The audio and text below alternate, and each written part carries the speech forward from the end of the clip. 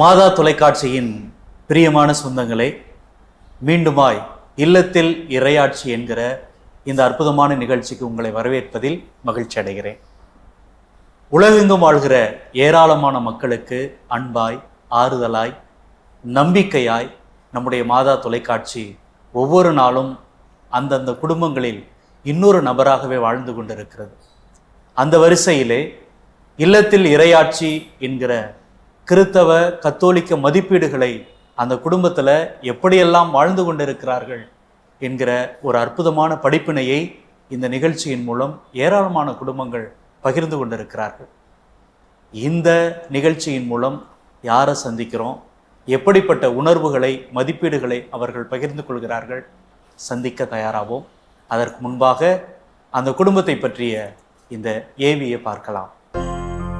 Chennai KK நகரில் தன் குடும்பத்தினரோடு வசித்து வருகிறார் திரு அமல்ராஜ் அவர்கள்.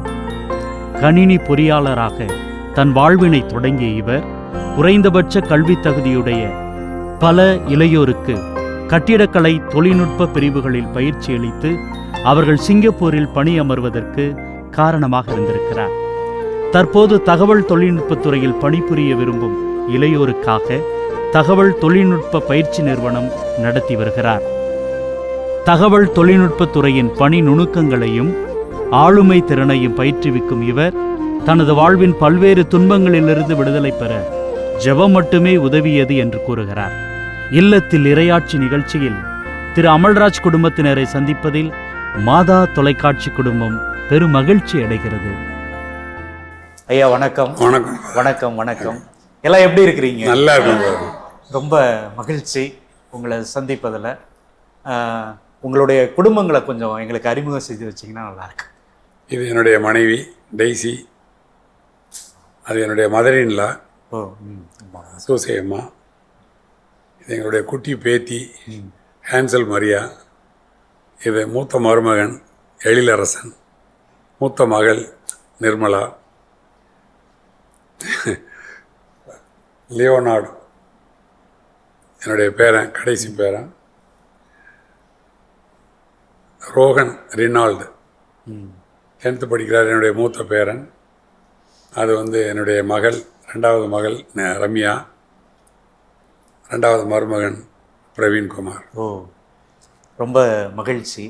உங்களுடைய இளமை கால வாழ்க்கை எப்படி இருந்துச்சு அப்படிங்கிறத கொஞ்சம் பகிர்ந்துக்கேன். நான் ஒரு கிராமத்தில் பிறந்து வளர்ந்தவன்.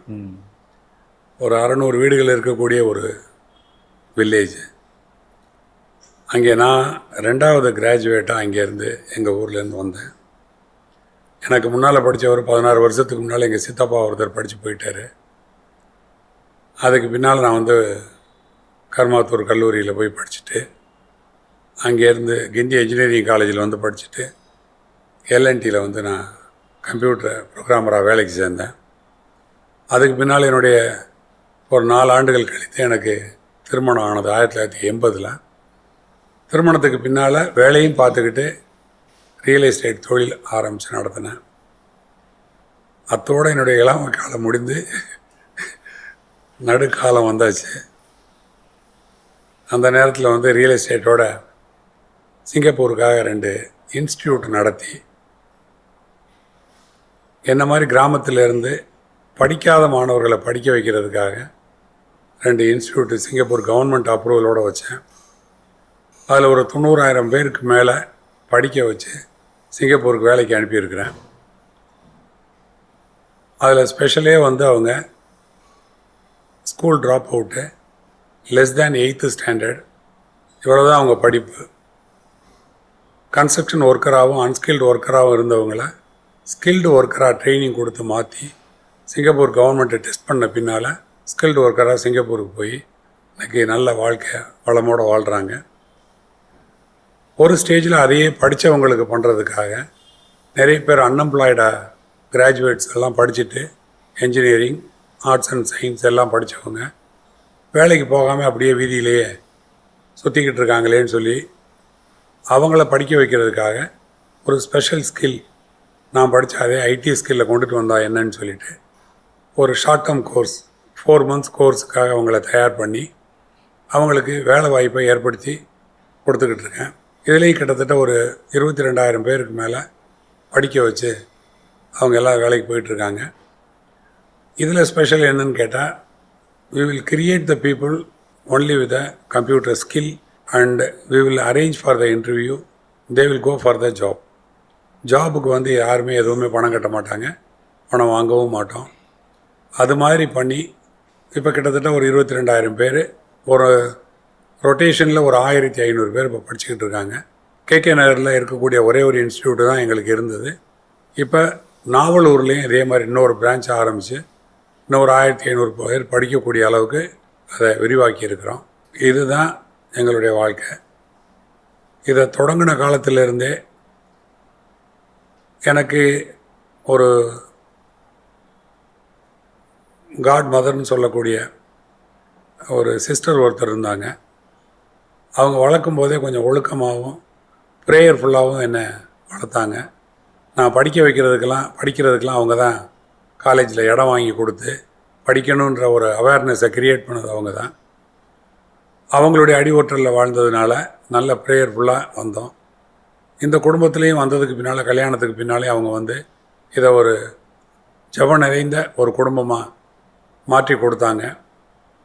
அந்த ஜெபத்தினுடைய உதவியோட, மாதாவுடைய அருளோட எங்களுடைய வாழ்க்கை தரங்களும் உயர்ந்தது. முடிந்தவரை என்னோட என் வயதில் இருக்கிறவங்களில் நான் ஒரு நல்ல முன்னேற்றத்தில் இருக்கக்கூடிய அளவுக்கு கடவுள் என்ன என் குடும்பத்தை ஆசீர்வதிச்சிருக்காரு. ரொம்ப நன்றிங்க. இறையாட்சி அப்படின்னா உங்களுடைய பார்வையில் எதை சொல்லுவீங்க? முக்கியமாக வந்து இறைவனை தொடர்ந்து அறிந்து கொள்ளணும். அதாவது அவருடைய வார்த்தைகளை கேட்கணும். மறைவுரை கேட்குற மாதிரி, பைபிளில் படிக்கிற மாதிரி இறைவனை பற்றி நம்ம அறிஞ்சிக்கிறதுக்காக தொடர்ந்து கடவுளை பற்றி நம்ம தெரிஞ்சுக்கிற விரும்பணும். அதுக்கடுத்து கடவுளை அன்பு செய்யணும். கடவுளை நேரடியாக போய் அன்பு செய்ய முடியாது.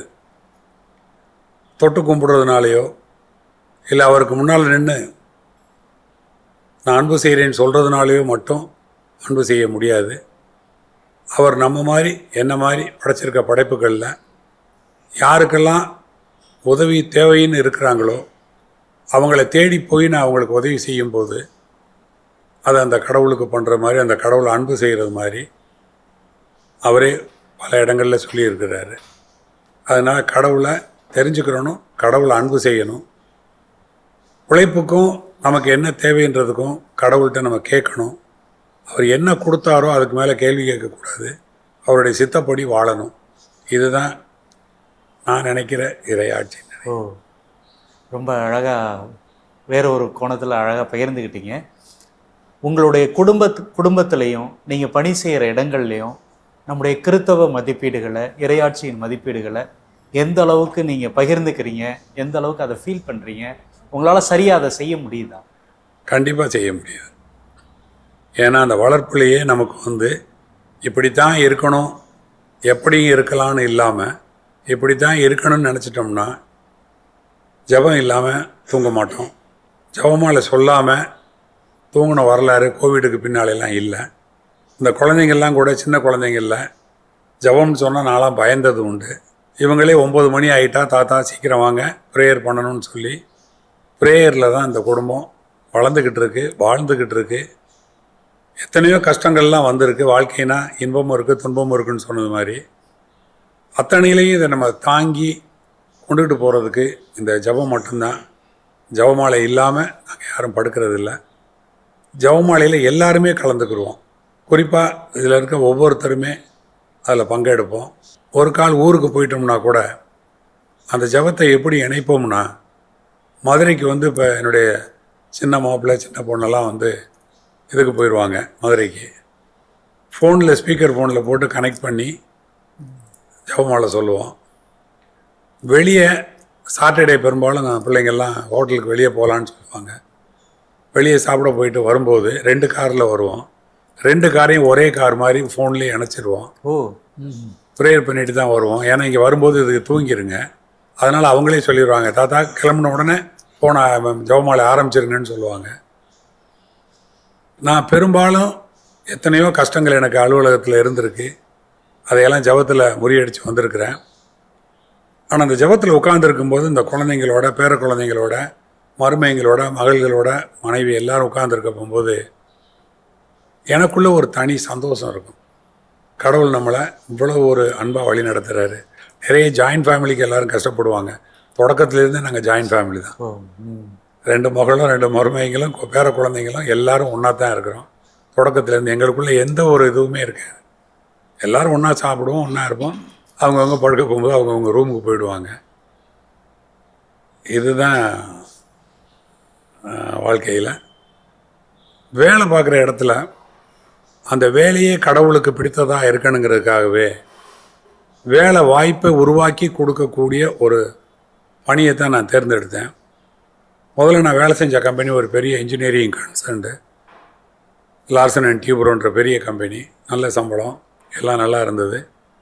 அதுக்கு பின்னால் படிக்க வைக்கணும் படிக்காதவங்களேன்னு சொல்லி இதை ஆரம்பிக்க போகும்போது அவங்களுக்கு வேலை வாய்ப்போடு அதை பண்ணணும். நிறைய பேர் இன்றைக்கி அன்ஸ்கில்டாக இருக்காங்க, ஸ்கில்டாக மாற்றணும்னு சொல்லிட்டு தான் அந்த ஒரு இதை ஆரம்பித்தேன், அந்த இன்ஸ்டியூட்டை. அதில் ரொம்ப டெடிக்கேட்டடாக ஒர்க் பண்ணேன். நிறைய பேர் எப்படியோ அமல்ராஜ் முன்னேறாருன்னு நினப்பாங்க. ஒரு பக்கம் ப்ரேயரு, ஒரு பக்கம் உழைப்பு. உழைக்கிறதுக்கு சக்தியை கொடுக்குறது கடவுள் தான். நிறைய சோதனைகள் வரும், அத்தனையும் ப்ரேயரில் வைப்போம். எங்கள் வீட்டில் இருக்க எல்லாருக்குமே தெரியும், எது தேவைனாலும் ப்ரேயரில் தான் வைப்போம். நன்றி சொல்கிறது ப்ரேயரில் முதல்ல நன்றி சொல்லிட்டு தான் அடுத்த தேவைக்கே போவோம். பாட்டுமே 3 பாட்டு பாடாமல் ப்ரேயர் முடியாது. கிட்டத்தட்ட 45 நிமிஷம் ஆகும். யாருமே போர் அடித்ததா இதுவரையிலையும் சொல்லலை. ஜபம் சொல்லாமல் படுத்தா தான் எல்லோரும் கஷ்டமாக இருக்கும். நான் எங்கேயாவது வெளியே போயிட்டு வந்தால் கூட இவங்க ப்ரேயர் முடிச்சிருவாங்க, நான் சொல்லிடுவேன். ஏன்னா பிள்ளைங்க தூங்கிடுங்கன்றதுக்காக ப்ரேயர் பண்ணியிருக்கோன்றோம். தனியாக ஜபமாலை சொல்லாமல் படுக்கவும் முடியாது. வாழ்க்கையில் என்னை பொறுத்தவரையில் இரத்தத்தோடு கலந்தது ஜபம்தான். அதுதான் இன்னைக்கு முன்னேற்றத்துக்கு முக்கியமான காரணம்னு நினைக்கிறேன். ஏன்னா எப்படி உடம்புக்கு சக்தி தேவையோ அந்த சக்தி நம்மளை இயக்கிற சக்தியாக இருக்கிறது ஜபம்தான். நம்பிக்கை உள்ளவங்களுக்கு அது நிச்சயமாக உண்மைன்றது புரியும். கடவுள் நம்மளை எப்படி ஆசீர்வதிப்பார்னா, வேலையே இல்லைன்னு சொல்லவங்களுக்கு நம்ம வேலை வாய்ப்புகளை ஏற்படுத்தி கொடுக்கும்போது அந்த வேலை வாய்ப்பை பெற்ற அவங்க குடும்பத்தில் யாரோ ஒரு புண்ணியவதி என் பிள்ளைக்கு வேலை வாங்கி கொடுத்துருச்சுன்னு வாழ்த்துவாங்க. நம்ம கண்ணால் பார்க்கலைன்னா கூட மனசால் உணர முடியும். அதை நான் ஒருடையும் உணர்ந்து என் பிள்ளைகள்கிட்டலாம் சொல்லுவேன், இந்த தொழிலை எப்போவுமே நம்ம விட்டுறக்கூடாது. இது கடவுள் நமக்கு கொடுத்த தொழில். இதில் பலரை நம்ம சந்தோஷப்படுத்தி நம்மளும் சந்தோஷமாக வளரலாம் அப்படின்னு சொல்லுவேன். இதுதான் அலுவலகத்தையும் நான் அப்படி மாற்றிட்டேன். ரொம்ப அதிகமான வளர்ச்சியும் இல்லை, தாழ்ச்சியும் இல்லை. ரெண்டுக்கு இடையில கடவுள் நல்லபடியாக வழி நடத்துகிறாரு. நிச்சயமாக இந்த குடும்பத்தில் இறையாட்சி இருக்குது. ரொம்ப மகிழ்ச்சி, ரொம்ப அழகாக சொன்னீங்க. நீங்கள் இப்போ சொன்னதை வச்சு பார்க்கும்போது எங்களுக்கு இன்னும், அதாவது எப்படி அப்படின்னா, நான் இப்படிப்பட்ட ஒரு சூழ்நிலையில் இருந்தேன், நான் அதை கடந்து வர்றதுக்கு, அதை வெற்றி பெறதுக்கு எனக்கு ஒரு ப்ரேயர் லைஃபு இது போல் எனக்கு உதவியாக இருந்துச்சு அப்படின்னு ஏதாவது ஒரு நிகழ்வு? நிறைய இருக்குது ஃபாதர். தொடக்கமே ஒரு தொழில் ஆரம்பித்து முன்னேறணும்னு சொல்லி ஒரு இடம் ஒன்று வாங்கினேன். அதுக்கு நான் வச்சுருந்த வீட்டை அடமானம் வச்சுட்டு ஒரு மார்வாடிக்கிட்ட பணம் வாங்கினேன். தொழில் ஆரம்பிக்கிற ஆசை இருந்ததை ஒழிய அந்த தொழிலில் வெற்றி பெற முடியல. பயங்கரமான சோதனை. அப்போ நான் சில நேரத்தில் இங்கேருந்து அந்தோணியார் கோயிலுக்கு போய் செவ்வாய்க்கிழமை ரொம்ப நேரம் உட்காந்து தனியாக ப்ரேயர் பண்ணிவிட்டு வருவேன். ஆனால் என்னால் ஒரு வேலையில் இருந்து எல்என்டியில் ஒரு நல்லா இருந்தது மாதிரி தொழிலில் முதல்ல வளர முடியல. அந்த நேரத்தில் ரொம்ப சிரமப்பட்டு ஒரு நாள், இப்போ நான் சொன்னேன், என்னுடைய அத்தை எனக்கு ஞானத்தாய் மாதிரி, அவங்கள்ட்ட ஃபோன் பண்ணி, என்னத்தை ஒரு தொழில் பண்ணலான்னு நினச்சேன், முடியல, நிறைய கடன் வேறு வாங்கிட்டேன், வீட்டை வேறு அடமானம் வச்சுருக்கேன்னு. கடவுள்கிட்ட கேளு அப்படிம்பாங்க. அவங்க சொல்கிற வார்த்தையே அப்படி தான். கடவுள்கிட்ட தான் கேட்குறேன், ஆனால் அவர் கொடுக்கல அப்படின்னு. எப்படி கேட்டேன் அப்படின்னாங்க. எப்படி கேட்டாங்கன்னா, கடவுளுக்கு முன்னால் உட்காந்து கேட்டேன், ஆண்டவரே நான் இந்த மாதிரி உழைச்சேன், ஒரு இடம் வாங்கினேன், அதை வாங்குறதுக்குள்ள பணம் எனக்கு தேவை இருந்தது, என்னை நம்பி கடன் கொடுக்கக்கூட யாரும் இல்லை, வீட்டை அடமானம் வச்சு வாங்கினேன், நான் வீட்டையும் திருப்பணும், தொழிலில் நான் முன்னேறணும் அப்படின்னு தான் கேட்டேன். அப்படிலாம் கடவுள்கிட்ட போய் கேள்வி கேட்காத, உட்காந்து உன் மனசுக்குள்ளே என்ன இருக்கோ அதை அப்படியே அழுகையோடு கேளு, உன் கண்ணீரை கடவுள் பார்ப்பாருனாங்க. முதல் அனுபவம். அதுவரையும் நான் அழுததில்லை. நம்ம பிராட்வே அந்தோனியார் கோயிலில் போய் உட்காந்து அழுது சட்டையே நனைஞ்சிருச்சு. எழுந்திரிச்சு வந்தேன், போய் தொட்டுக்கும் முடிட்டு வெளியே வந்தேன். அந்த இடம் விற்று போச்சு. அதை வாங்குறதுக்கு ஆள் அங்கேயே வந்தது. அழுது ப்ரேயர் பண்ணும்போது என்ன மாதிரி சுச்சுவேஷனாக இருந்தாலும் கடவுள் உதவுவாருங்கிறதுல நான் நேரடியாக பார்த்தேன். அதுக்கு பின்னால் அந்த தைரியத்திலே நான் எல்லாருக்கும் தைரியப்படுத்துவேன்.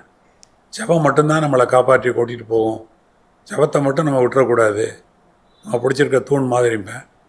எனக்கு அமைஞ்ச மனைவியும் அதே மாதிரி ஜெபத்தில் வலுவாக நிற்பா. பல சோதனைகள், அது முதல்ல தொழிலில், அதுக்கு பின்னால் பிள்ளைங்களை வளர்ப்பில், திருமணத்தில், எல்லா சோதனையுமே நாங்கள் வென்றது வந்து ஜெபத்தினுடைய உதவியோடு தான். அதே மாதிரி இப்போ என் மருமக பிள்ளைங்க வந்து வெளியேருந்து வந்தவங்க தான். ஆனால் எனக்கு ஆண் குழந்தை பிறந்திருந்தா கூட என்னோட அப்படி இருக்காதுங்க. இன்றைக்கி அந்த அளவுக்கு கடவுள் எனக்கு 2 ஆண் குழந்தையும் கொடுத்து 2 பெண் குழந்தையும் கொடுத்து பேர குழந்தைகளையும் கொடுத்துருக்காருன்னா ஜெப வாழ்க்கையில் மட்டும்தான் அது கிடைக்கும் அப்படிங்கிறத பரிபூர்ணமாக நான் நம்புகிறேன். என் மனைவியும் அதுக்கு சாட்சி சொல்லுவாள். உங்களுடைய மனைவிகிட்ட உங்களுக்கு ரொம்ப பிடித்த பண்பு அப்படின்னா என்ன சொல்லுவீங்க? ரொம்ப உரிமையோடு கண்டிப்பாக எனக்கு எதாவது பிடிச்சி சாப்பிட போனது சாப்பிடாதீங்கன்றவா. எதுக்குன்னா என்னுடைய ஹெல்த்தை பொறுத்த வரையில் ரொம்ப காசியஸாக இருப்பாள். மற்றபடி 2 பேருமே ரொம்ப அடித்தளத்திலேருந்து வந்தவங்க தான். ஒரு பெரிய பணக்கார ஃபேமிலி அப்படிலாம் இல்லை, சாதாரணமான உள்ள ஃபேமிலி தான். வந்து எங்கள் வாழ்க்கையை தொடங்க போகும்போது ஒரு வாடகை வீட்டில் கல்யாணம் ஆகி கஷ்டத்தோடு தான் தொடங்கணும். அதுக்கு பின்னால் நான் உழைக்க போகும்போது எனக்கு உறுதுணையாக இல்லைன்னா, ஜெபத்துலேயும் உறுதுணையாக இல்லைன்னா நான் வளர்ந்துருக்க முடியாது. ஜெபத்தில் எனக்கு எந்த அளவுக்கும் விட்டு கொடுக்காத அளவுக்கு என்னோட இருப்பாள், உற்சாகப்படுத்துவாள்.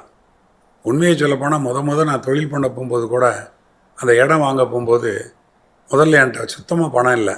வீடெல்லாம் அடமானம் வைக்கிறதுக்கு முன்னால் அவள் வச்சுருந்த அத்தனை நகையும் கொடுத்து கொண்டே அடமானம் வச்சுட்டு கொடுங்க அப்படின்னா, இல்லை இதெல்லாம் பயமாக இருக்குது அப்படின்னு. பயப்படாதீங்க, ஒரு பெரிய இடத்த வாங்குறதுக்கு தான் அட்வான்ஸ் கொடுக்குறீங்க அப்படின்னு தைரியம் சொன்னதே அவள் தான். அதனால் மறைமுகமாக பல இடங்கள் எனக்கு உதவி செஞ்சு அந்த தைரியத்தை கொடுத்தது என் மனைவி தான். உங்களை பொறுத்தவரை ஒரு கிறிஸ்தவ குடும்பம் அப்படிங்கிறது எப்படி இருக்கணும் அப்படின்னு நினைக்கிறீங்க, எதிர்பார்க்குறீங்க? நான் முதல்ல சொன்னது மாதிரி அதை கடவுளே சொல்லியிருக்காரு. யாருக்கெல்லாம் உதவி தேவையோ அங்கே நம்ம உதவும் போது கடவுளுக்கே பண்ணுறோன்னு சொல்லியிருக்காரு. அதில் நான் ரொம்ப நம்பிக்கை வச்சுருக்கிறேன். நான் பல கோயில்களுக்கு உதவி பண்ணியிருக்கேன். அதுக்கு அவர் கொடுக்காம நான் ஒன்றும் பண்ணியிருக்க முடியாது. அவர் என்னோட இருந்து செயல்படுறதுனால நான் ஏன் பண்ணுறதில் கொடுத்துருக்குறேன். ஆனால் அவருக்கே ஒரு உதவி பண்ணணும்னா கடவுள் என்ன சொல்கிறாரு? நான் ஆடை இல்லாமல் இருந்தேன், நீ ஆடை கொடுத்தாய், உணவு இல்லாமல் இருந்தேன், நீ உணவு கொடுத்தாய் அப்படின்னு ஒருத்தனுக்கு இல்லாத ஒருத்தனை நம்ம கண்ணுக்கு முன்னால் காமிக்கும்போது அவருக்கு பண்ணுறது வந்து ஆண்டவருக்கே பண்ணுறோங்கிறார். உண்டியலில் போடுற காசை விட, கோயிலுக்குன்னு செய்கிறத விட, இல்லை மற்றவங்களுக்குன்னு மற்ற இதெல்லாம் பண்ணுறத விட இல்லாத ஒருத்தருக்கு நம்ம பண்ணணும்னா அது கிறிஸ்தவ வாழ்வுடைய ஒரு முக்கியமான பங்குன்னு நான் நினைக்கிறேன். கடவுள் அதனால தான் நம்மளை நல்லா வச்சுருக்காரு. நான் உனக்கு எல்லாம் பண்ணியிருக்கிறேன், ஆனால் என்னுடைய பிள்ளைங்க இல்லாத பிள்ளைங்கள உனக்கு முன்னால் கண்ணில் காமிச்சிருக்கேன், அதுக்கு நீ ஏதாவது பண்ணணும் அப்படின்றாரு. நம்ம இருக்கிற வரையிலும் தான் பண்ண போகிறோம். அதனால் என்னை பொறுத்தவரையில் நான் பிள்ளைகளுக்கெல்லாம் தெரியும், என் மனைவிக்கும் தெரியும், யாருமே என்னை கட்டுப்படுத்த மாட்டாங்க. சில நல்ல காரியங்களை நான் பண்ண போகும்போது அது கோயிலாக இருக்கட்டும், ஆசிரமமாக இருக்கட்டும், எதாக இருக்கட்டும், யாருமே தடங்கல் பண்ண மாட்டாங்க. ஏன்னா அது கடவுள் கொடுக்குற பங்கு. கடவுளுக்கு போய் உண்டியலில் கொடுக்க முடியாது. நம்ம கண்ணுக்கு முன்னால் பலரை காமிக்கிறாரு. அதில் ஒன்று தான் வந்து இப்போ எங்கள்கிட்ட வர தொழிலே வந்து இதை படித்தா அவங்க வேலைக்கு போயிடுவாங்கன்னு எனக்கு கடவுள் சொல்லியிருக்காரு. அந்த வசதியை கொடுத்துருக்காரு. படிக்க வச்சு அவங்கள வேலைக்கு அனுப்பிட்டோம்னா அவங்க லைஃப் மேலே போயிடும். ஆனால் அவங்கள்ட்டையும் ஒரு செய்தியை சொல்லியே அனுப்புவேன். அவங்க எடுத்துக்கிறாங்களோ இல்லையோ, விதைக்கிற விதை முளைக்குமோ முளைக்காதான்னு நம்ம டெஸ்ட் பண்ணுறத விட முளைக்குன்ற நம்பிக்கையில் பண்ணுற மாதிரி என்னுடைய மோட்டிவேஷன் எல்லாமே நீங்கள் நல்லா வந்துடுவீங்க, வேலைக்கு போயிடுவீங்க. ஆனால் வேலை இல்லாத ஒருத்தருக்கு வேலை கொடுக்குறவங்களா நீங்கள் மாறணும். இல்லாதவங்களுக்கு ஏதாவது உங்கள் கையிலேருந்து கொடுக்குறவங்களா மாறணும். குறிப்பாக சொல்லணும்னா, நீங்கள் வேலையில் சேர்ந்து சம்பளம் வாங்கின உடனே அம்மா கையில் கொடுக்குறத எல்லோரும் விரும்புவாங்க. அதுக்கு முன்னால் கூட அதிலேருந்து ஒரு 10 ரூபா எடுத்து இல்லாத ஒரு ஏழைக்கு கொடுத்துட்டு போங்க. அது கடவுளுக்கு கொடுத்துட்டு போகிறீங்கன்னு அர்த்தம். கடவுள் அவங்க வழியில் தான் உங்களுக்கு முன்னால் நிற்கிறார் அப்படின்னு சொல்லி அனுப்புவேன். அது பல பேர் அதை வந்து பாசிட்டிவாக எடுத்து பண்ணுறாங்க. அது மாதிரி நான் கொஞ்சம் முன்மாதிரியாக நம்பிக்கையோடு சொல்லுவேன். பிரியமானவர்களே, என்கிட்ட கடவுள் கொடுப்பதே மற்றவர்களோடு பகிர்ந்து கொள்வதற்காக தான் அப்படிங்கிற ஒரு விழுமியத்தை இறையாட்சியினுடைய குறிக்கோளை தன்னுடைய இதயத்தில் வச்சு குடும்பத்தினரோடு பகிர்ந்து கொண்டு மிக அற்புதமான பணியை செய்து கொண்டிருக்கின்ற திரு அமல்ராஜ் அவருக்கு நம்மளது மாதா தொலைக்காட்சி குடும்பத்தின் சார்பாக வாழ்த்துக்களை தெரிவித்துக் கொள்வோம். அவங்க துணைவியார்ட்ட ஒரு சில இருக்கு. அம்மா, உங்களை பொறுத்தவரை இறையாட்சி அப்படின்னா என்ன சொல்லுவீங்க? இறையாட்சிங்கிறது கடவுளுக்கு உகந்த பிள்ளைகளாக நடக்கணும். அவருடைய சொற்படி என்னென்ன அவர் போதிச்சாரோ அதெல்லாம் பின்பற்றணும். அது மாதிரியே நம்ம செயல்களில் நடத்தணும். அது மாதிரி குடும்பத்தையும் அது மாதிரியே செயலோட செய்யணும். அப்படிங்கிறது தான் என்னுடைய இது பிரகாரம் இறையாட்சிங்கிறது. அதை வந்து நீங்கள் குடும்பத்தில், குறிப்பாக உங்கள் கணவர், உங்கள் குழந்தைகளை வளர்ப்பில் நீங்கள் அந்த மதிப்பீடுகளை உறுதிப்படுத்துறதுக்காக, நிலைநிறுத்துறதுக்காக நீங்கள் இப்படி ரொம்ப ஈஸியாக இருந்ததா, இல்லை அது கஷ்டமாக இருந்துச்சா? கொஞ்சம் கஷ்டம்தான். சில விஷயங்கள், கல்யாணங்களாக இருக்கட்டும், மற்ற அந்த பிள்ளைகளை படிக்க வைக்கக்கூடிய இதாக இருக்கட்டும், அதுகளை நல்ல ஒழுக்கத்தில் கொண்டு வர ஒரு இதாக இருக்கட்டும், எல்லாத்துலேயுமே கொஞ்சம் கஷ்டப்பட்டு தான் வர வேண்டியிருந்தது. அதுகளுடைய ஏஜ், மிடில் ஏஜில் அதுகளை இப்படி தான் போகணும், இப்படி இந்த மாதிரி வழி நடத்தணும், கடவுளுக்கு உகந்த பிள்ளைகளாக நடக்கணும் அப்படிங்கிற மாதிரி அதுகளை வழி நடத்தி கொண்டுட்டு போய் அதெல்லாம் கொஞ்சம் எல்லா பிள்ளைகளும் அது மாதிரி அதை கேட்டுறாதுங்க. ஸோ என் பிள்ளைகள் இரண்டும் அவ்வளவு நான் என்ன சொல்கிறேனோ அதை அப்படியே கேட்குங்க. ஸோ இது செய்ய வேணாமா, ஒரு ட்ரெஸ்ஸு எடுத்தால் கூட, ஸோ இந்த ட்ரெஸ்ஸு நல்லா இல்லை வேண்டாம் அப்படின்னா, ஓகேம்மா உங்களுக்கு பிடிச்சது எதுவோ அது மாதிரியே நான் பண்ணிக்கிறேன் அப்படிங்கிற மாதிரி என் பிள்ளைகள் என்னுடைய இதுக்கு ஏற்ற மாதிரி, என்னுடைய சொல்லுக்கு ஏற்ற மாதிரி அந்த பிள்ளைகள் நடந்து அந்த பிள்ளைகளை நான் வழி நடத்தி கொண்டுட்டு போனேன். ஸோ அது மாதிரி வழி நடத்தி கொண்டுட்டு போனதுனால இன்றைக்கி கடவுள் எங்களை நல்ல விதமாக ஆசீர்வதித்து நல்ல ஒரு நிலைமைக்கு வச்சிருக்கிறார். இப்போங்கம்மா, இன்றைக்கி நம்ம பார்க்குறோம் சென்னை, பெங்களூர், கோயம்புத்தூர் இது போல் பெரிய நகரங்களில் இந்த குழந்தைகள் வளர்ப்பு வந்து, அம்மா அதெல்லாம் உங்கள் காலம், நாங்கள் இப்போல்லாம் எந்த காலத்தில் இருக்கிறோம், நீங்கள் என்ன எங்களுக்கு சொல்கிறீங்க அப்படிங்கிற மாதிரி இருக்கிறாங்க. இப்போ அப்படி நம்ம குடும்பத்தில் அப்படி ஏதாவது நிகழ்ச்சி நீங்கள் சந்திச்சிருக்கிறீங்களா? இல்லை வெளியில் அப்படி இருக்கிற குழந்தைகளுக்கு நீங்கள் சொல்ல விரும்புகிற செய்தி என்னவா? என் வீட்டில் பொறுத்த மட்டுக்கு அது மாதிரி எதுவும் கிடையாது. ஏன்னா என் பிள்ளைகள் அதான் என்னுடைய சொல்ல கேட்டு இது வரைக்கும் நடந்துருக்குதுங்க. ஒரு லக்ஸூரி வாழ்க்கைங்கிறது எங்கள் வீட்டில் கிடையாது.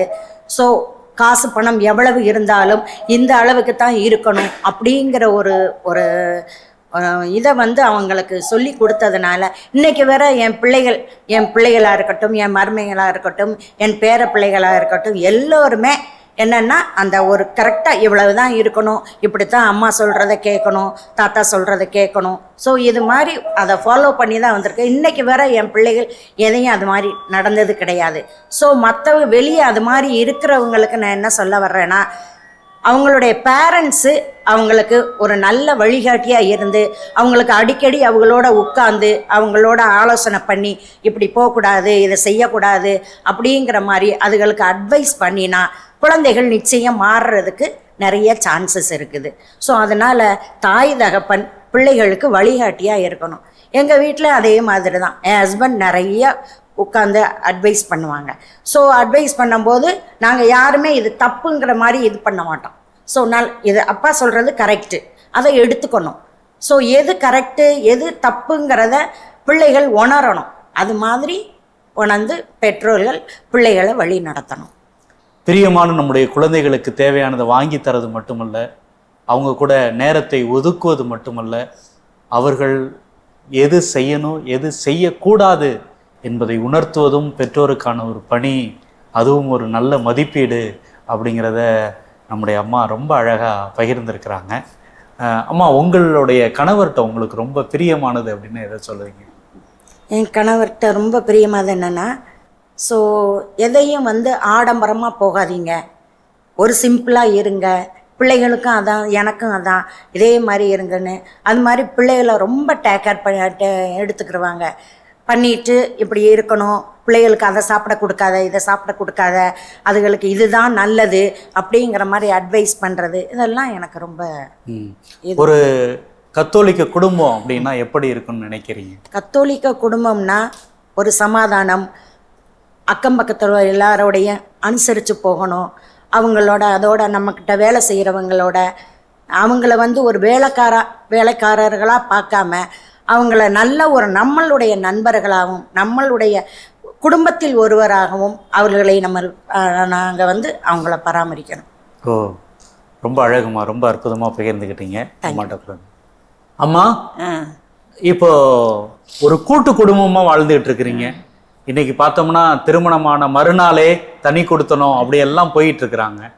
நீங்க வந்து ஒரு கூட்டு குடும்பமா, அதுவும் உங்களுடைய மருமக பிள்ளை, உங்க பேர குழந்தைகளுடைய குழந்தைகள் அப்படின்னு வாழ்ந்துகிட்டு இருக்கிறீங்க. வாழ்ந்துகிட்டு இருக்கிறீங்க. இத பத்தி சொல்லுங்க. எல்லாம் நான் சொல்றதெல்லாம் முடிச்சுட்டாங்க.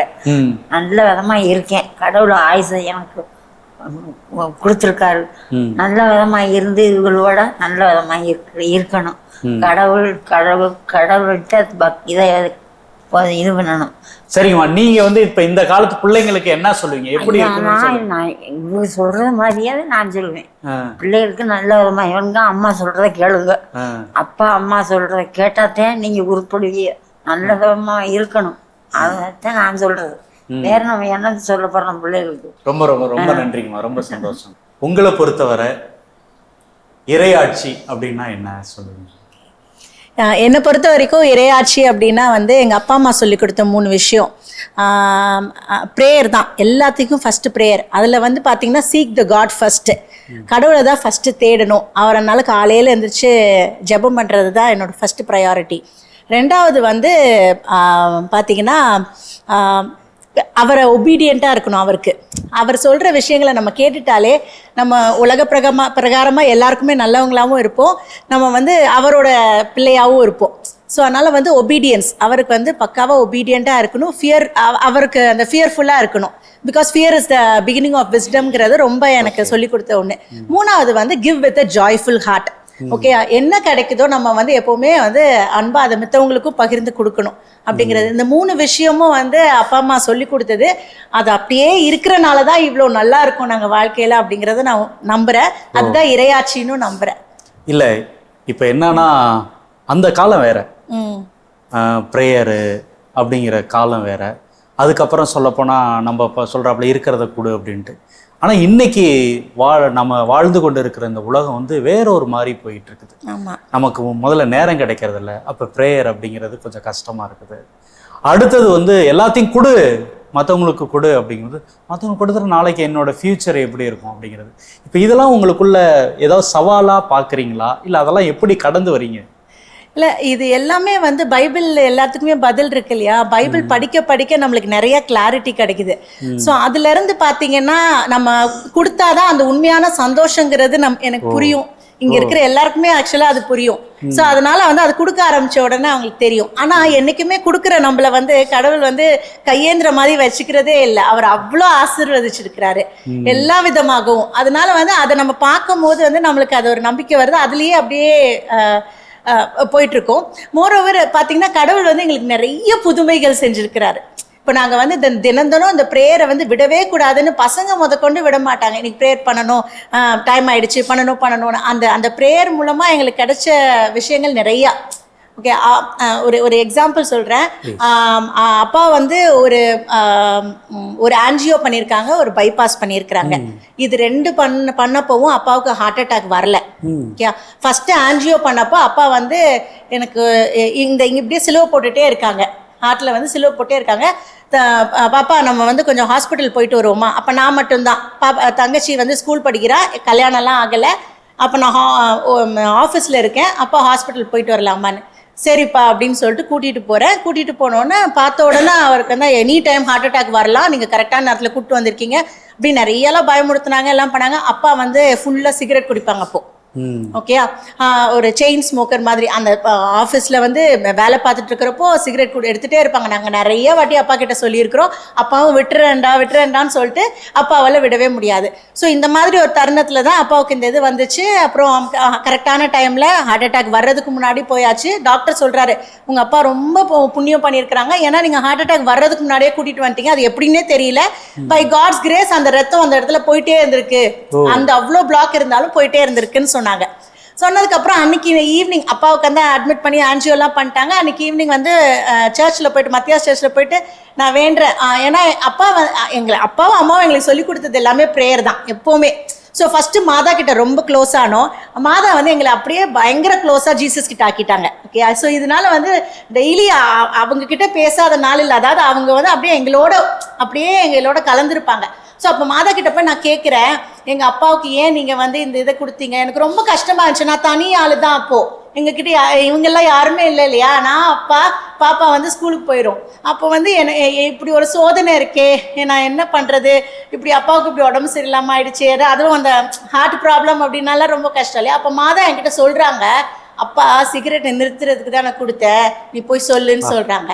நான் போய் அப்பா கிட்ட சொன்னேன். அது முடிஞ்சிட்டு வந்த உடனே அப்பா கிட்ட சொல்கிறேன். அப்பா வந்து சிரிச்சிட்டு, அப்பா மனசில் என்ன நினச்சாங்கன்னா, சரிப்பா அப்பா சொல்லுது, ஆனால் நம்ம எங்கே விடுவோம், நம்ம போன உடனே எடுப்போம் அப்படி சொல்லிட்டுன்னு. ஆனால் புதுமையாக என்ன நடந்ததுன்னா, அப்பா வீட்டுக்கு வந்ததுலேருந்து சிகரெட்டை தொடவே இல்லை, இன்னைக்கு வரைக்கும் சிகரெட் எடுக்கவே இல்லை. அது ஒரு பெரிய புதுமை இருக்கு. இப்போ அப்பா வந்து ஒரு நாள் கூட ஜெபமால சொல்லாமல் தூங்கவே மாட்டாங்க. அது எங்களுக்கு ஒரு எக்ஸாம்பிள். பெற்றோரை பற்றி நீங்கள் நிறைய கேட்டிங்களா, பெற்றோர்கள் வந்து எப்படி ஒரு லிவிங் எக்ஸாம்பிளாக இருந்தால் மட்டும்தான் எங்களுக்கு அது மாறும், நாங்கள் அப்படியே மாறுறது, இல்லைன்னா நாங்களும் உலக போக்கிலே போயிருப்போம் இல்லையா. ஸோ அவங்க லிவிங் எக்ஸாம்பிளாக இருந்தனால தான் எங்களுக்கு இந்த அளவுக்கு ஒரு நம்பிக்கை எல்லாமே வந்தது. அதே மாதிரியே அப்பாவுக்கு அதுக்கப்புறமா ஒரு 15 வருஷம் கழிச்சு பைபாஸ் பண்ண வேண்டிய நிலைமை வந்தப்பவும் ஒரு நார்மல் செக்கப்புக்கு போவோம் நாங்கள். அவங்களுக்கு ஒரு தோணுது, சரி நம்ம செக்கப் போயிடுவோம் அப்படின்னு சொல்லிட்டுன்னு. ஸோ அப்பா எனக்கு கல்யாணம் ஆகிடுச்சு, வெளியில் கூட்டிகிட்டு போகிறாங்க. அப்போ மேஜர் பிளாக், அப்போ ஃபுல்லாக பிளாக் ஆகிருக்குது. ஏன்னா அப்பா அவங்களோட உடம்பை டேக் கேர் பண்ணவே இல்லை. உழைப்பு. அப்பாவை பற்றி என்னன்னு கேட்டிங்கன்னா, ஒரு வாரத்தில் நான் சொல்லணும்னா உழைப்பு தான் எங்களுக்கு வந்து அவங்களோட ஒரு பார்த்தா எக்ஸாம்பிளே வந்து உழைப்பு. அப்போ எங்களுக்கெல்லாம் இப்போ நம்மலாம் இப்படி சோம்பேறியாலாம் இருக்கவே முடியாது. அவங்கள பார்த்தோன்னா உடனே நம்மளுக்கு அப்படி தான் தோணும். ஸோ அந்த இதில் வந்து அவங்க டேக் கேர் பண்ணாமல் விட்டனால அந்த பிளாக் ஃபுல்லாக இருக்குதுன்னு சொன்னாங்க. அப்பயும் வந்து ஹார்ட் அட்டாக் வரல, உடனே இது பண்ணிட்டு அந்த இதுலேயும் இருந்த காம்ப்ளிகேஷன்லாம் தாண்டி ஒரு 8 வாரத்திலேயே ஆஃபீஸ் வந்துட்டாங்க. பைபாஸ் சர்ஜரி பண்ணி அந்த அளவுக்கு சீக்கிரமா ரெக்கவர் ஆனவங்க யாருமே கிடையாது. ஸோ இது எல்லாத்துலேயுமே எங்க கூடவே இருந்தது வந்து ப்ரேயர் தான்.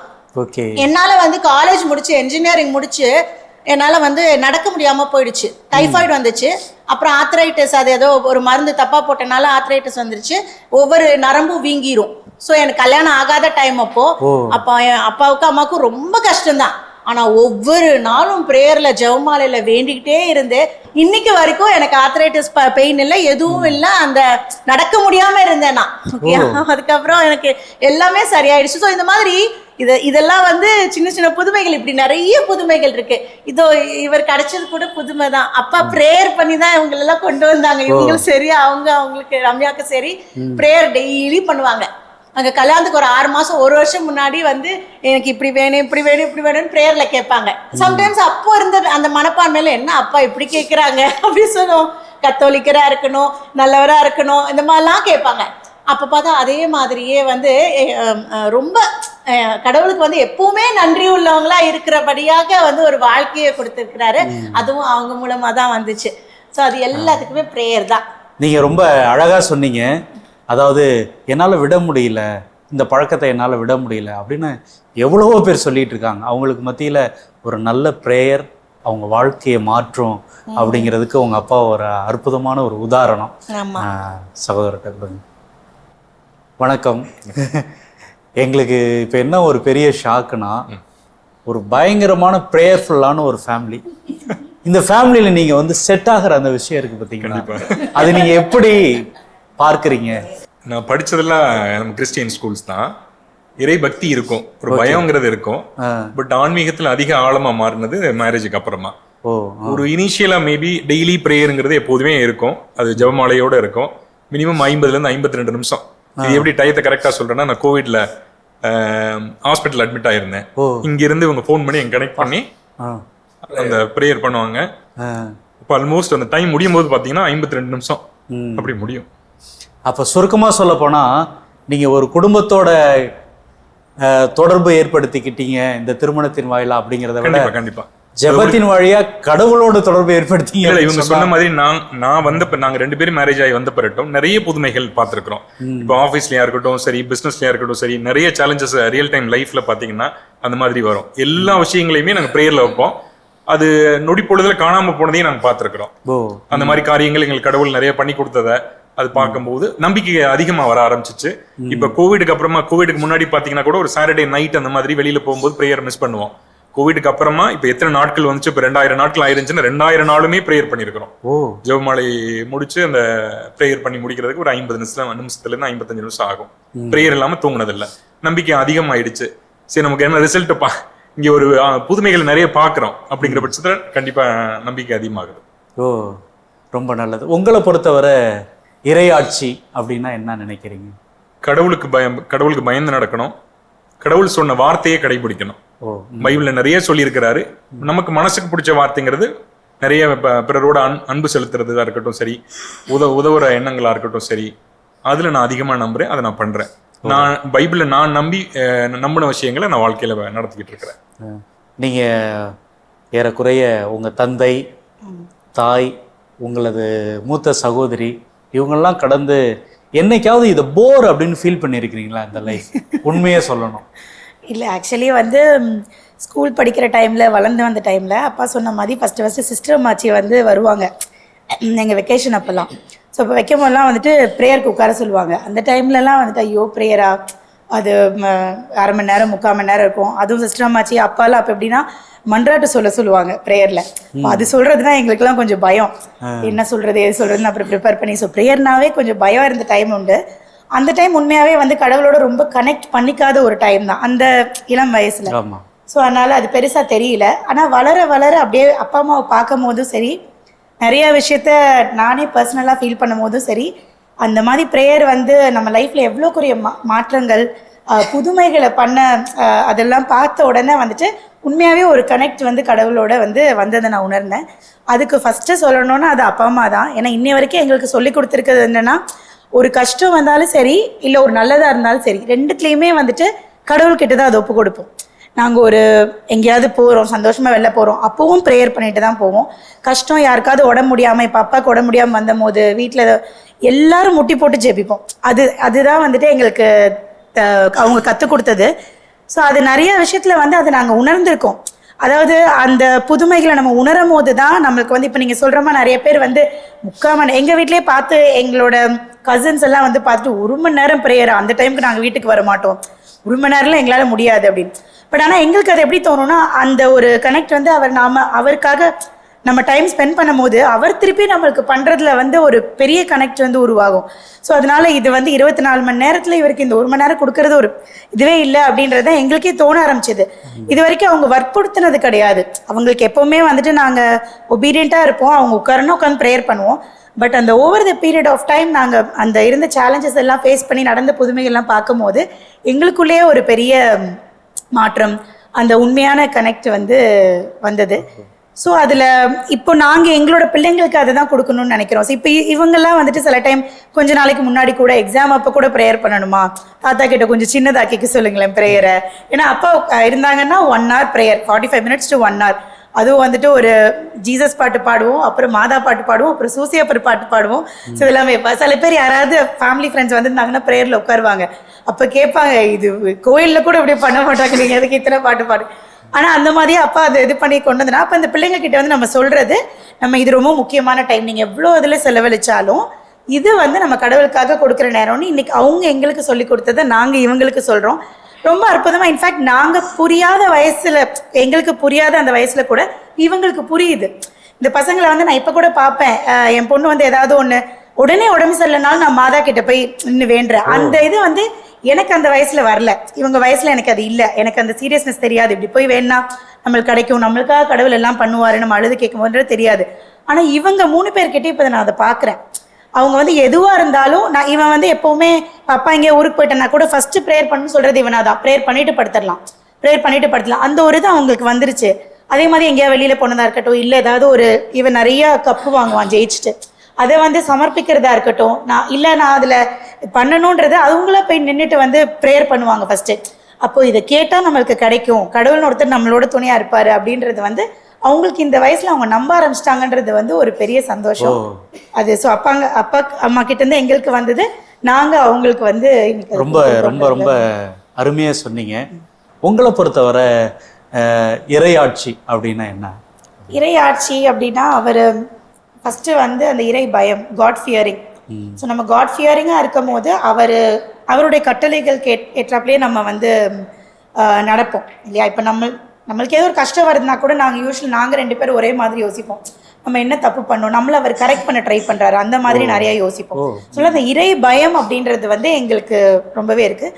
ஸோ அதே மாதிரி அதை வந்து நம்ம கடைப்பிடிச்சு நடக்கும்போது அவருடைய கட்டளைகள் எல்லாத்தையுமே நம்ம கடைப்பிடித்து நடக்கும் பொழுது அது இறையாட்சி நம்மளோட குடும்பத்தில் இருக்கிற மாதிரி ஒன்று தான். ஸோ அதை நம்ம அப்படியே வந்து பிள்ளைங்களுக்காக இருக்கட்டும் இல்லை சொசைட்டிக்காக இருக்கட்டும் நம்ம தரது. அப்பா அம்மா பேச்சை கேட்டு நடக்கிறது, அந்த ஒழுக்கம். அவங்க என்ன சொன்னாலும் சில டைம் நம்மளுக்கு சரியில்லைன்னு தோணினாலும் அவர்களோட பேச்சை வந்து கேட்டு நடக்கும்போது பல ஆசீர்வாதங்களை பார்த்துருக்கோம். ஸோ அதனால அதே இறையாட்சி வந்து இந்த பிள்ளைங்களுக்கு கொடுத்து வளர்க்கணும் அப்படின்றது தான் இன்னைக்கு நாங்கள் முயற்சி பண்ணிட்டு இருக்கோம். ரொம்ப ரொம்ப அருமையாக சொன்னீங்க சகோதரர். வணக்கம் சகோதரா. உங்களுடைய வாழ்க்கையில் அதுவும் இந்த குடும்பத்துக்குள்ளே வந்ததுக்கப்புறம் நீங்கள் ஃபீல் பண்ணுற இறையாட்சி அப்படிங்கிறது எப்படி?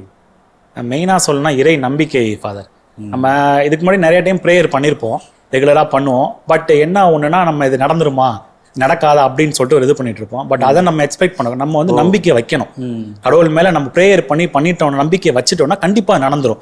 அந்த புதுமைகள் நிறைய நடந்திருக்கு. முன்னாடி சர்ச்சு போயிடுவோம், ப்ரேயர் பண்ணுவோம் எல்லாம். இங்கே வந்த புதுசில் வந்து என்னடா 40 நிமிஷம் ப்ரேயர் பண்ணுறாங்க, 1 மணி நேரம் ப்ரேயர் பண்ண ஃபர்ஸ்ட் ஆரம்பத்தில் ஒரு மாதிரி இரிட்டேட்டடாக இருக்கும்.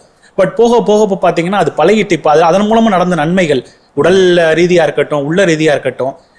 இப்போ நான் எப்படி இந்த குடும்பத்தில் வந்து அதை உள்வாங்கணும், இப்போ என்னைய சார்ந்த என் சொந்தங்கள் என் குடும்பங்கள் எல்லாரும் அதை உள்வாங்கி இப்போ ஏதாவது ஒரு ரெக்வஸ்ட்னா கூட இந்த மாதிரி யாருக்காரும் உடம்பு சரியில்லை உங்கள் ப்ரேயரில் வைங்க, நீங்கள் பண்ணுற ப்ரேயரில் அதன் மூலமாக ஒரு புதுமையும்.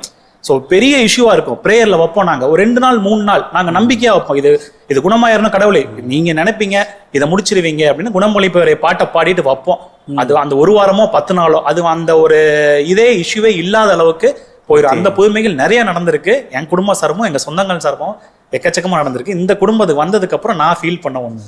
ஓகே, நீங்கள் மற்ற இடங்களில் இந்த குடும்பத்தில் எல்லாருமே ப்ரேயர் பண்ணுறாங்க, ஓகே.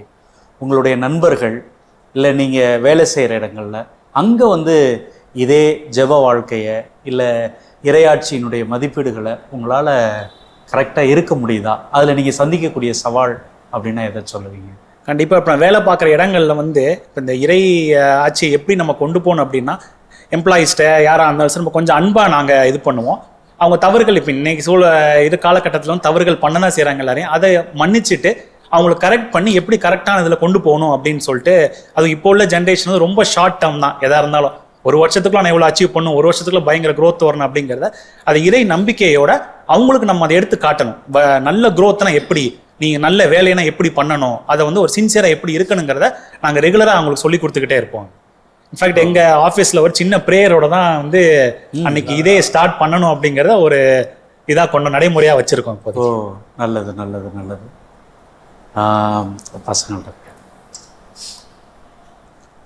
உங்களுக்கு ப்ரேயர்னா எப்படி பிடிக்குமா இல்லை கட்டாயப்படுத்துகிறாங்களா?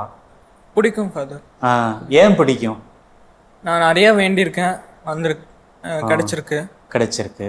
உங்கள் ஃப்ரெண்ட்ஸ்கிட்டலாம் சொல்லுவீங்களா, ப்ரேயர் பற்றியெல்லாம் பேசுவீங்களா? பேசுவேன் ஃபாதர். நீங்கள் வந்து உங்கள் குடும்பத்தை பார்த்து நீங்கள் எப்படி இருக்கணும்னு நினைக்கிறீங்க ஃபியூச்சரில்? தாத்தா மாதிரி ஹார்ட் ஒர்க்கிங்காக இருக்கணும். வெரி குட், அழகு. அம்மா மாதிரி ப்ரேயர்ஃபுல்லாக இருக்கணும். ரொம்ப ரொம்ப சூப்பர். தம்பிகிட்ட கொடுங்க. தம்பி வாழ்த்துக்கள். நீங்களும் உங்கள் அண்ணன் போலவே நிறைய திறமைகள்லாம் இருக்கிறதா உங்கள் வீட்டில் எல்லாருமே சொன்னாங்க. ரொம்ப பயங்கரமான திறமை உள்ளவர் அப்படின்ட்டு. அந்த திறமைக்கெல்லாம் காரணம் என்னன்னு நினைக்கிறீங்க? உங்களுடைய உழைப்பா, என்ன காரணமா நீங்கள் சொல்லுவீங்க? என் உழைப்பும் நான் வந்து டெய்லியும் வேண்டதுனால தான். ஓ, வெரி குட். நான் வந்து ஸ்கூல்லேயும் டாப்பர் தான். எனக்கு ஸ்போர்ட்ஸும் பிடிக்கும்.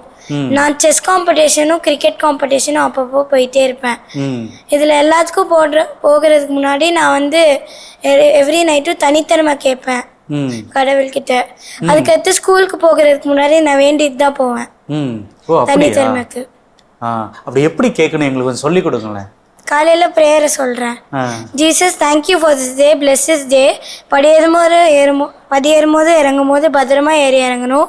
கிளாஸில் நல்லா படிக்கணும். Dengue, corona, viral fever, flu, Madras infection, eye infection எதுவும் உங்களை அணுகக்கூடாது. உங்கள் ரத்த கோட்டைக்குள் வைத்து எங்களை காப்பாற்றுங்க. ப்ளீஸ் ஜீசஸ் கிரிக்கெட்டில், செஸ்ஸில், படிப்பில் தனித்திறமை கொடுங்க. ப்ளீஸ் ஜீசஸ் நல்ல கோச் கொடுங்க. Thank you Jesus, love you Jesus, thank you Mata, love you மாதா.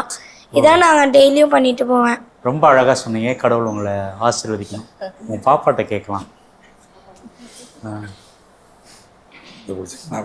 சொல்லுங்கடா செல்லம், நீங்கள் என்ன ப்ரேயர் பண்ணுவீங்க? எப்படி ப்ரேயர் பண்ணுவீங்க? நான் வந்து எப்பவுமே நைட்டு ப்ரேயர் பண்ணும்போது எப்பவுமே நான் ப்ரேயர் பண்ணேன். எனக்கு இப்போ என்னென்னலாம் வேண்டணுமோ அதெல்லாம் வேண்டிப்பேன். தாத்தா பாட்டியெல்லாம் ரொம்ப போர் அடிப்பாங்களா ப்ரேயரில்? இல்லை. இல்லையா? 1 மணி நேரம் ப்ரேயரில் எப்படிராமா உட்காந்துருப்பீங்க? தூக்கம் வந்துடாது? என்ன பண்ணுவீங்க அப்போ? வேண்டும். வேண்டிக்குவீங்களா? என்ன வேண்டிக்குவீங்க? எப்படி வேண்டிப்பீங்க? கிளாஸ் நல்லா படிக்கணும், எக்ஸாம் நல்லபடியாக எழுதணும். நான் வந்து எக்ஸாமில் எதுவும் சில்லி மிஸ்டேக்ஸ் பண்ணக்கூடாது அப்படின்னு வேண்டிப்பீங்களா? 3 பாட்டு பாடுவீங்களாமே. என்னென்ன பாட்டு பாடுவீங்க? ஒரு ஜீசஸ் சாங், ஒரு மாதா சாங், ஒரு சூசேப்பர் சாங். ஏதாவது ஒரு சாங் பாடுங்களேன். மாசில்லா கண்ணியே மாதாவே உண்மை, நேசமில்லாதவர் நீசரே ஆவார். வாழ்க வாழ்க வாழ்க மரியே, வாழ்க வாழ்க வாழ்க மரியே. மூதாதே தாயாசை முட்பாவ மாற்றாய், ஆதி எல்லாதோனை மாதே நீ பேற்றாய். வாழ்க வாழ்க வாழ்க மரியே, வாழ்க வாழ்க வாழ்க மரியே. எல்லாம் கிளாப் பண்ணலாம். இவ்வளோ அழகா பாடுறீங்க. எங்களுக்கெல்லாம் பொறாமையா இருக்குது. வேற ரொம்ப அற்புதமா பாடுறீங்க. வாழ்த்துக்கள் வாழ்த்துக்கள். மாதா தொலைக்காட்சியின் பிரியமான சொந்தங்களே, இன்னைக்கு திரு அமல்ராஜ் அவர்களை, அவரது குடும்பத்தினரை சந்தித்தோம். எல்லாம் தனித்தனியா பிச்சுக்கிட்டு போய் வாழ்ற இந்த உலகத்துல இணைந்திருப்பது தான் பலம் அப்படின்னு சொல்லி ஒரு அற்புதமான குடும்பமாக இணைந்து வாழ்ந்து கொண்டிருக்கிறார்கள். இந்த உலகத்துல பணமும் சொத்து மட்டுமல்ல மூலதனம், ஒவ்வொரு மனிதனுடைய உழைப்பும் மூலதனம் அப்படிங்கிறத மையமா வச்சுட்டு இங்கே யார் யாரெல்லாம் வேலை வாய்ப்பு இல்லாமல் இருக்கிறாங்களோ அவங்களெல்லாம் தேடி தேடி அவர்களை எல்லாம் சரியான திறமையை உறுதிப்படுத்தி அவங்கள அற்புதமான வேலைகளை எல்லாம் பகிர்ந்து கொடுத்து இந்த சமூகத்துல ஒரு மாபெரும் புரட்சியை செய்து கொண்டிருக்கிறார்கள். அலுவலகம்தான் அப்படின்னா குடும்பத்துல தன்னுடைய குழந்தைகளை, தன்னுடைய பேர குழந்தைகளை ஜெபம் என்கிற அந்த ஒரே புள்ளியில எல்லாத்தையும் இணைத்து வைத்து கடவுளுக்கு பக்கத்துல, கடவுளுக்கு அருகாமையில் ஒவ்வொரு நாளும் வாழ்ந்து கொண்டிருக்கிறார், வளர்ந்து கொண்டிருக்கிறார். இந்த குடும்பம் நம்முடைய மாதா தொலைக்காட்சி நேயர்களுக்கு உண்மையிலேயே ஒரு எடுத்துக்காட்டான குடும்பம். நம் அனைவரது சார்பாக இந்த குடும்பத்தினருக்கு நம்முடைய மனமார்ந்த வாழ்த்துக்களையும் நன்றிகளையும் தெரிவித்துக் கொள்கிறோம். பிரியமான சொந்தங்களே, இன்னொரு நிகழ்ச்சியில் மீண்டும் உங்களை சந்திக்கிறோம். அதுவரை உங்களிடமிருந்து விடைபெறுகிறோம். நன்றி, வணக்கம்.